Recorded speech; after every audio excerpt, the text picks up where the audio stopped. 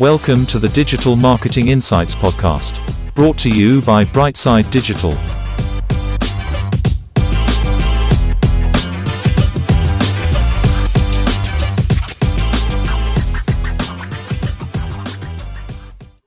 Hi everyone, welcome to the show. Today I'm delighted to say we have Hazel Breen with us, a freelance marketing consultant and communications and information officer at Migraine Ireland. Hazel, how are you doing today? Great, Tom. Thanks for having me on. You're very welcome. Hazel, we start off the show the same as always. Can you tell us a little bit about yourself, please? Yeah, of course. So I suppose I started off in graphic design and web design in the lighting industry, and I kind of fell into marketing during the recession because I created my own fashion and accessories business and realised it was doing quite well on social media and thought, oh, maybe this is something that I might be good at. And obviously I was doing the graphic and web design anyway, and in the lighting industry, in the lighting company I was working for at the time, I was there for 13 years overall. I started working, helping them with their marketing in the showrooms. So I created a digital marketing strategy because I felt that we were really lacking on the digital side. You know, our website was terrible at the time. We weren't doing much with social media. So we were really kind of losing out on all the benefits from digital marketing. And I had been trying to learn all that stuff myself online. So I approached the managing director with a digital marketing strategy, and he said that he was pitched pretty much the same thing by a marketing agency, a well-renowned one in Dublin. So he gave me the chance, took me off reception, and made me marketing manager for the lighting showrooms. After that, I did an executive strategic digital marketing course and moved into the two brands of the company as an executive, which was great. Like I did a couple of different roles there, like communications executive and a visual communications executive, but I got to work on B2B and B2C, so it was really interesting. Then after that, I decided I had to jump ship as I'd been there so long, and you know, I'd learned a lot in there, and I got a lot of education working in that company, but I needed to move on. So I moved into the transport industry, which was really interesting. And now by no means was it a popular choice. I didn't half the time I wouldn't tell people where I worked. I know, I'm only joking. No, it's for the tolls in Ireland. But listen, you know, we didn't market it that people are, you know, happy to pay the toll by any means. Everyone knows no one really likes paying a toll. It's something that has to be done. But it was a really interesting job to take on because they were one of the busiest traffic websites and apps in Ireland, and I just knew I'd learn a lot. So I started there as a digital marketing specialist, and then I got promoted to marketing communications manager a year later. So that was a really interesting role. I learned a lot, and after that I wanted to move on and do my own thing. I said that I'd only stay there 2 years because I'd sat in the lighting company for so long.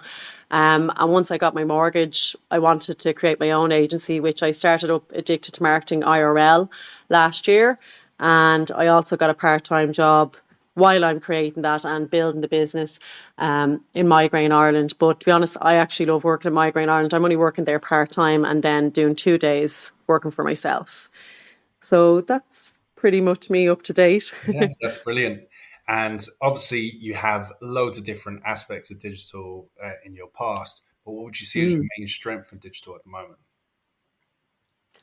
I'd say my main strength, I suppose it's a broad one, but I'd say user experience, because I feel like user experience bleeds into everything we do as digital marketers. You know, it's all about the customer at the end of the day, whether that's, you know, if that's non-profit, if it's a patient, if it's a client, if it's your everyday customer buying something online.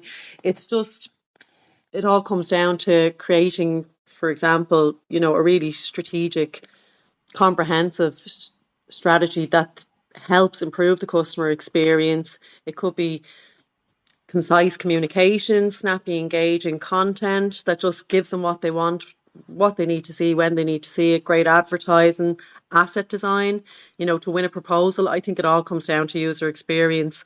It's just really so important. And it always brings me back to a book that I read years ago when I was in my phase of before I'd actually studied digital marketing and trying to learn everything off YouTube and through books. I read a book on user experience from Steve Krug, and it's called Don't Make Me Think. And, you know, there's not too much to expand on from that title because it's very common sense, but it's just, that's what everyone wants to do. When you land on a website, whether you're buying like say if I was going to buy a dress, I don't want to have to think where I have to go. It's the same with anything. If you see a social media post, if you're looking for something on Google, the SEO should be rich enough that you can find it. And that's where, you know, you're at the top of your game in digital marketing if you're providing that. Yeah, really well said. And looking at your career today, the one thing that really jumped out at me was the book you've written, The Teenager's Book of Life. Can you tell our audience a little bit about how you went about creating that book and then publishing it and then the marketing side of it as well? Yeah, of course. Yeah, sorry, I didn't mean to skip by that. I was just trying to make the intro a bit faster. But yeah, so I actually illustrated the book. I actually approached Tony Griffin, the author, when I was starting Addicted to Marketing.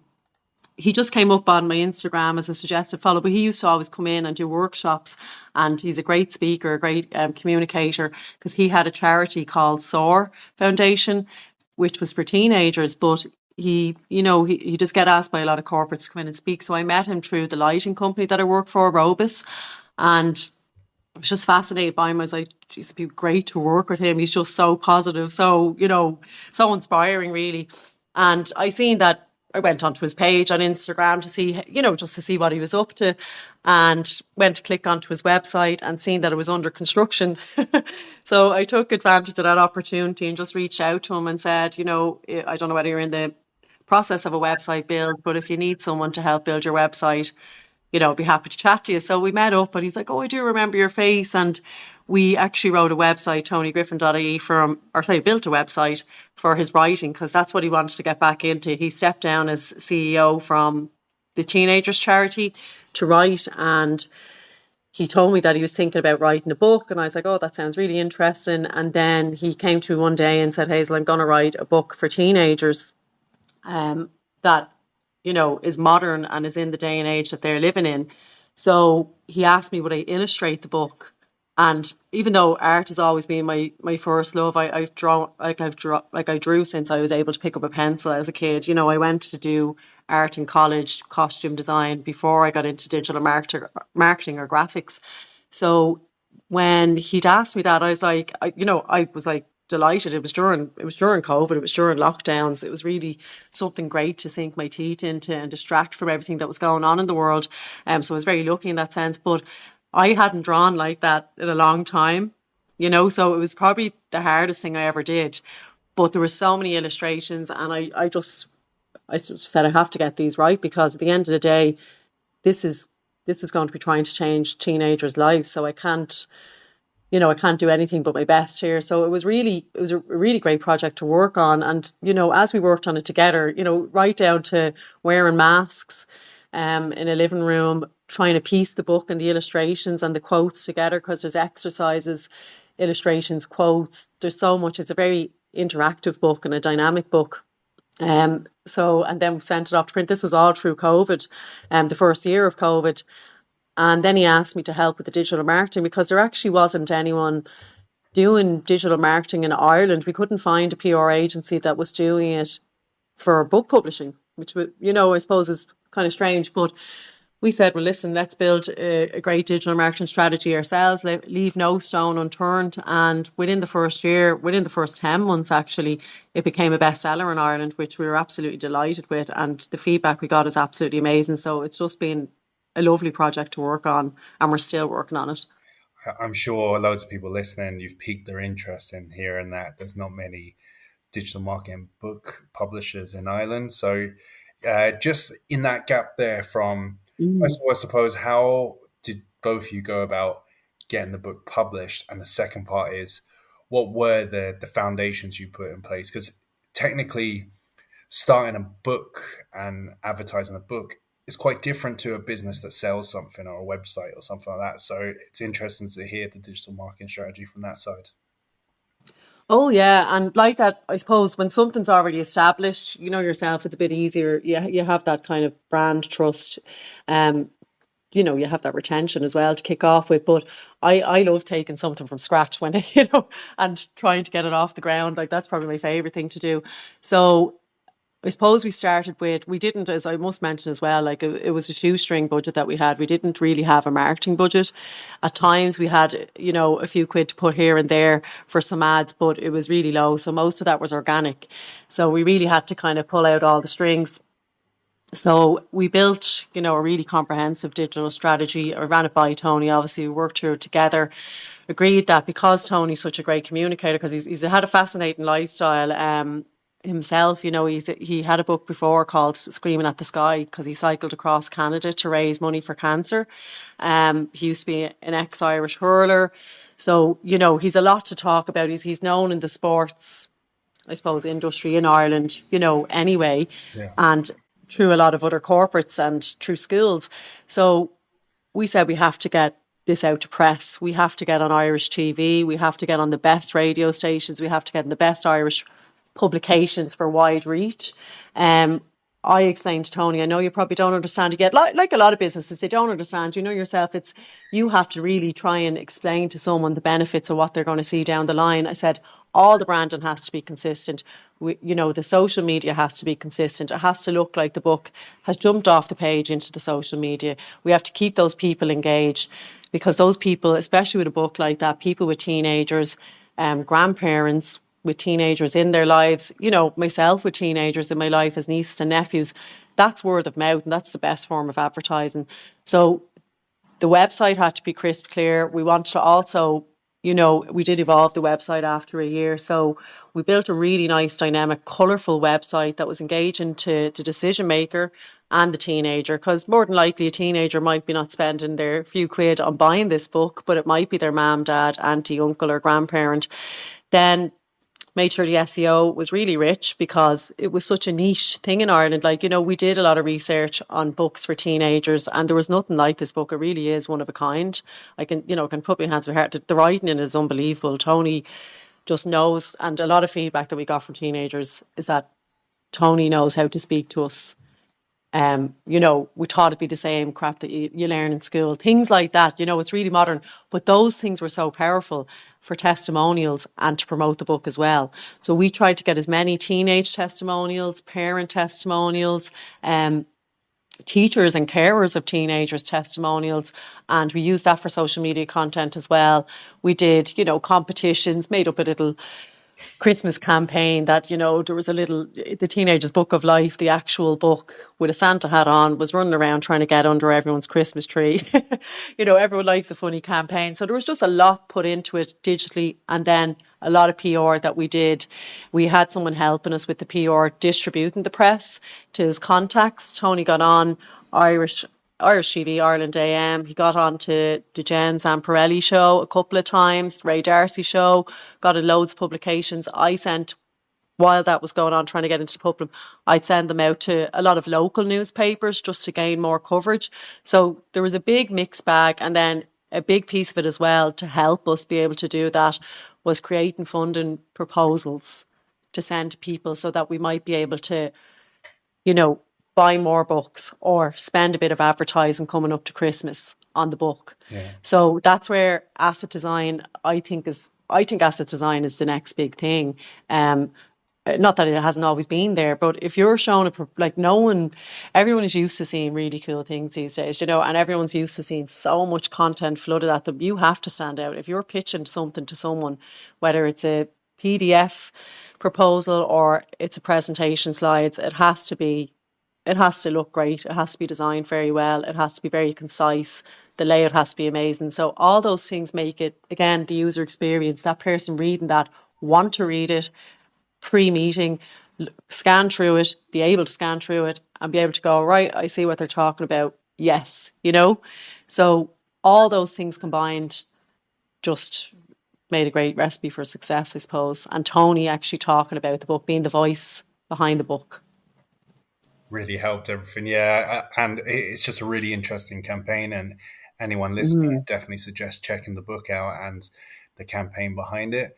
And Hazel, obviously you mentioned at the beginning of that, your own Instagram, Addicted to Marketing Girl, where it looks like a creative page where you put illustrations and inspiration and bits of work. Can you tell everyone listening a little bit about your page and what you do there. Yeah, no, thanks, Tom. So it's on Instagram at the moment, Addicted to Marketing IRL. It looks like girl because it bleeds into each other. Unfortunately, Addicted to Marketing on its own wasn't available. But yeah, no, my Instagram is the main place to go for that for now. I've only started really building that the last while because I've been so busy with other clients, which has been great. But I'm taking that bit of downtime for myself now. I'm not taking on any extra work because I've been working with a lot of charities outside of the charity that I work for and like that on the book. So it's been great. So I'm going to actually build my website. I'm in the process of building my own website now while I have the time. It's always what they say about marketers. Everyone else's website looks amazing bar our own. So I don't want that to be the case. So I will have a website soon and I'll have all my work throughout the years and projects worked on. Yeah, so at the moment it's just, yeah, like I said, it's a mix of illustrations, design, project management, web design, just tips and tricks as well when I have a chance to put them up. But I am going to grow that over time, and it'd be beneficial for people visiting then as well. They can get something off it, even for marketers themselves. Brilliant. And to talk about your kind of operating days, is there any softwares that you use that help you with your work? Yeah, so I suppose it's a bit of a mixed bag because I've worked in a few different industries. I was just trying to think what would be most beneficial, but there's a lot of people I'm sure on your podcast listening to different or from different industries. So I think that for the likes of holding, a really large event, I used to work with a great place called MediaWorks in Dublin, a great agency. They're huge. All the staff are amazing. Because I have worked on shoestring budgets, but then I've worked on budgets up to €1 million. So when you have that luxury of having agencies as well, but they held great events pre-COVID, and they had. I actually had to look this up, but it's called Mentimeter. I'll send you that so you can pop a link in. But it basically lets your audience be interactive while the event is going on. So obviously they were talking about, between say TV, radio, print and social, the trends in each month of say that particular year, which I think was 2020, or 2019 maybe. But people can click through the app and like they can vote as such on loads of different things. So it brings up that graph live, which I thought was really interesting. So for anyone who's running live events and really want to make them dynamic, I think that's a great tool. There's also powtoon, which is a very handy video creation tool, more so like to create an illustrated video, but you can add your audio, which is brilliant for, you need agencies. You always need agencies to do the really, I suppose, the creme de la creme videos that the big I suppose the main part of your campaign for the little explainer videos that you might just need to throw on social media or your YouTube channel for your brand. This is brilliant. You can just drag and drop, create, customize it yourself, add audio from your own script and time it in. And before you know it, you have a really professional video that looks like it's been done by an agency. So I think that's a great tool. Other ones that I suggest, I've recently started working on a couple of ones with the non-profits.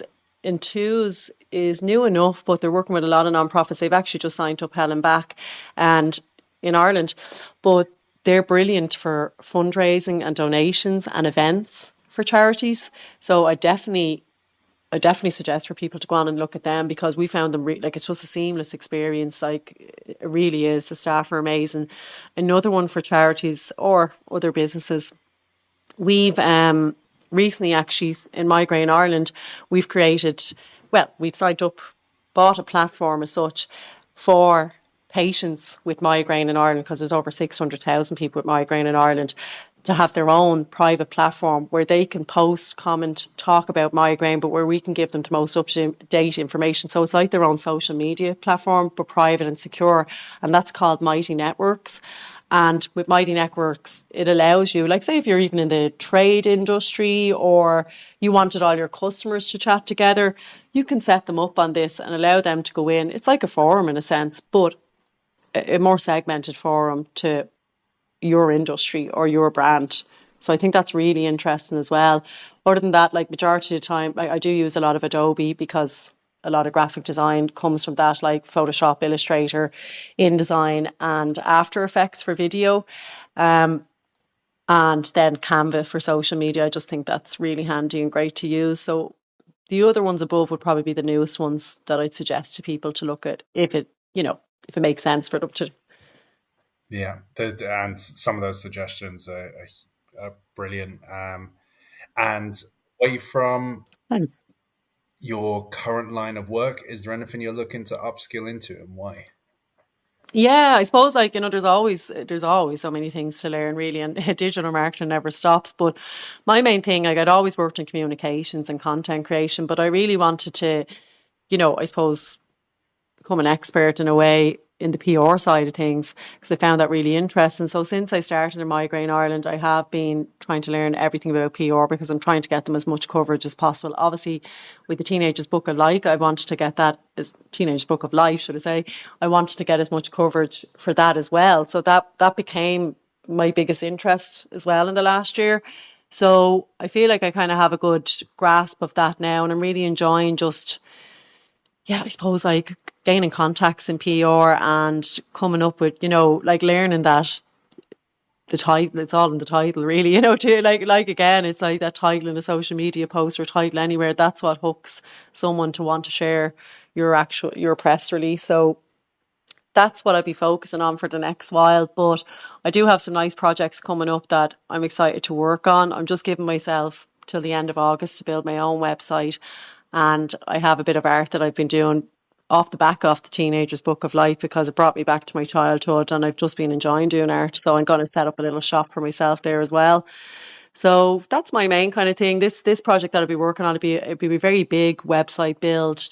There's account management, there's booking systems, there's going to be consultation systems. There's a lot to it. So it will be a nice big challenge, a big enough challenge for me, Tom. Brilliant. No, and that's fantastic. And looking at the digital industry as a whole, it might be linked. Is there anything that really excites you that might be coming down the line? I suppose, like, I don't know enough about it, but the NFT side is really interesting.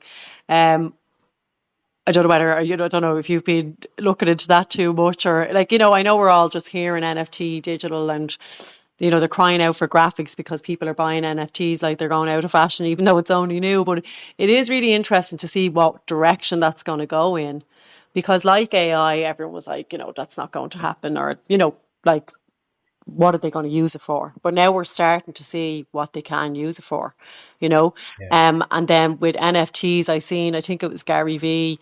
He'd said something about Hollywood filmmakers would be able to send a script through an NFT or something like that they don't have to be in Hollywood and things like that. So it might be really interesting what comes of that in a marketing sense or digital marketing sense other than graphics. Yeah, it is an interesting space. I think the big one that really interests me is things like concerts and stadium tickets and stuff. Because Yeah. if a stadium applied NFTs to, let's say let's say they created an NFT for every seat of a season ticket of a stadium, and at the beginning of the season you get distributed out your tickets. When you go to scan going in the stadium, it's kind of like an airline flight that you scan in and out of, but it kind Yeah. of burns on the blockchain, so it goes after you've used it it's marked as used. But the good thing about that then is you could get rid of touts and all those kind of other sites because you set the fee and you get the fee, and then every time it's resold, the stadium gets a percentage of the fee. Because that's the big thing I think with the NFT space is if an artist creates something, they'll get 10% of the resale value. So traditionally, artists, let's say you're the biggest artist you can think of in the world, your Picassos and things like that, Mm. they would have commissioned their paintings for let's say for example €500 at the time, and they created it. But then that piece went on to become millions because of their profile and whatnot. In an NFT land, because of the utility and the back end of the smart contract, they would get 10% of the resales all the way up. Yeah. So it's always benefits from it. So it's an interesting space. It's not been worked out, to say the least. But definitely, I do think it's for the likes of ourselves to understand it and learn it, and then we apply it to business. And you can do Yeah. things like loyalty and stuff in it. But yeah, it's an interesting space. It'll be interesting to see how the next 2 years play out for the space, I think. Yeah, no, that's actually really interesting, those two things you said, because it's nearly like a more direct route to market, really, isn't it? And like that, it cuts out, yeah, I suppose the fluff. Like, yeah, that's really interesting. Yeah, and that's exactly what it's for. And Hazel, my last question is Hmm. always the same question I ask on the show, which is, if you could bottle up one personality trait you have yourself that you could pass on to others, what would it be? I had to have a good think about this one. It's always, I think it's always weird when people are talking about their own personality, isn't it? It's hard to think. But someone said to me recently, a client actually said, I gave you a call because, um, you know I can trust that you'll say that you're going to do what you say you do. So I'd say my personality, and it kind of did ring about me going, actually, yeah, I do. And I do try and never let people down. If I can't do something, I'd rather be direct. So I'd say my number one personality trait is that I do always do what I say I'll do. And I actually, that stemmed from the lighting company. The managing director, Mick Lane, in Robus, he always had that around the building, like as an abbreviation. So I think that stuck.